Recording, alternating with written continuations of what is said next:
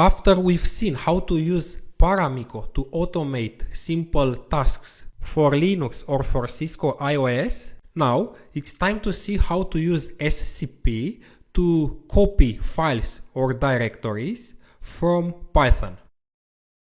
Once we have a reliable programmatic file transfer mechanism, then there are several interesting and useful automation use cases. For example, loading new software images, loading a device's initial configuration, restoring a configuration for a failed device, loading a completely new configuration file, and so on. SCP or Secure Copy is a protocol used to copy files from a client to a server or from a server to a client in a network. It uses SSH and the connection is secure.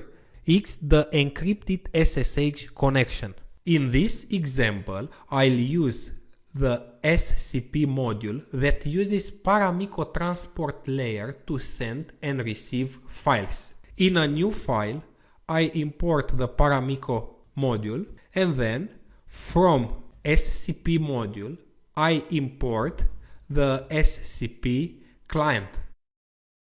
It is very important to be sure that SCP is installed. So if you are using PyCharm, you have to go to Settings, Project Interpreter, and here you must see the SCP module. If you don't see here the SCP module, you can simply install it by pressing the plus sign and looking here for SCP.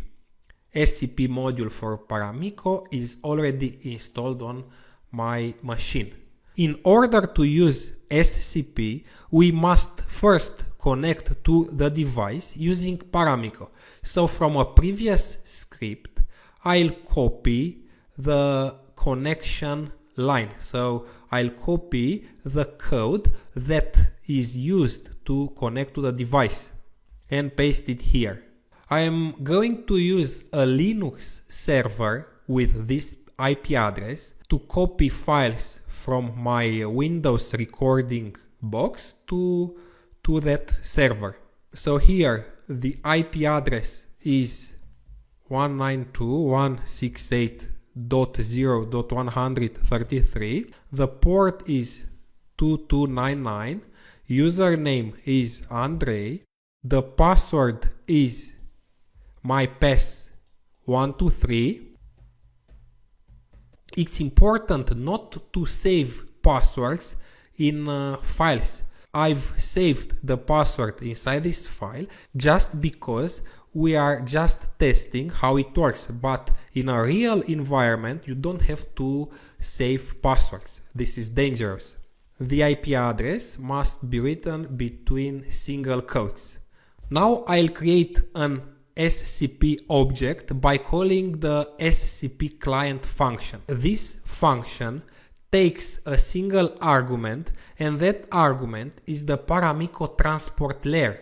So here, as an argument, I'll write ssh_client dot get transport. Let's see how can we copy a file from this machine to the Linux server. So if I want to upload a file, I use scp.put. The first argument is the path to the local file. I have a file from the current directory. You can use any path you want as long as that path is valid. So for example, I'll copy the devices.txt file, okay, this file, and I'll copy the file to a remote location. So for example, I'll copy the file in /tmp/aa.txt. So this is the new name for my file. Before running the script, I must close the connection. So scp close. Here on this machine, I list the content of /tmp directory. There is no file named aa.txt. And now I run the script. The script has been executed without error, And now if I go here on my server, I can see the aa.txt file inside /tmp directory. If I don't use an absolute path here, it will copy the file inside the home directory of the user that authenticates through SSH. So if I run the script one more time, the file will appear inside the home directory of user Andrei, and there is the file. Now I want to copy a directory. So copy a directory. I want to copy a directory from this machine to my Linux server. So scp.put, the first argument is the directory. For example, here I have a directory named directory1. Inside this directory there are 3 files. I'll copy this directory. Directory1. The second argument is recursive, equals true. It means it will copy my directory and its content. And the remote path means where will it copy the directory. So in this example, it will copy the directory in /tmp. This is a string, so it must be written between single quotes. And now I'll run the script. The script ran without error, and if I list the /tmp directory, we can see here that we have a directory named directory1, and inside that directory I have my files, my 3 files. These are the files. In fact, these are backup configuration of my Cisco devices from previous lectures. One remark is that it has overwritten the aa.txt file, so there is no warning, something like do you want to overwrite the file. So if the destination already exists, it will overwrite it. If we want to copy a file from a remote location, we can use the get method. So scp.get, the first argument is the remote path, so I'll copy a file from /etc, let's say passwd, the file that contains the users, and the second argument is the local path. Where should it copy the file?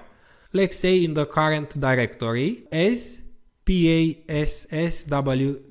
This could be any valid path. Let's comment these lines, and now I run the script. And we can see here the file that has been copied. This is the file. It has been copied from the remote Linux server to this local machine. Of course, here we can use any valid path. For example, let's copy this file into another directory. Let's say into C users AD. This is the directory where I want to copy the file to. So here I'll paste the path. One remark is that we must have permissions to write into this directory. This is my user directory, so I have permissions here. And if it's an Windows path, we must use 2 backslashes. Okay? If I don't use a name here, a file name, it will copy as the same name, but I can use here another name. For example, passwd from linux.txt. This is just an example. And run the script. And if I go here, I can see that the file has been already copied. Okay, this is the file.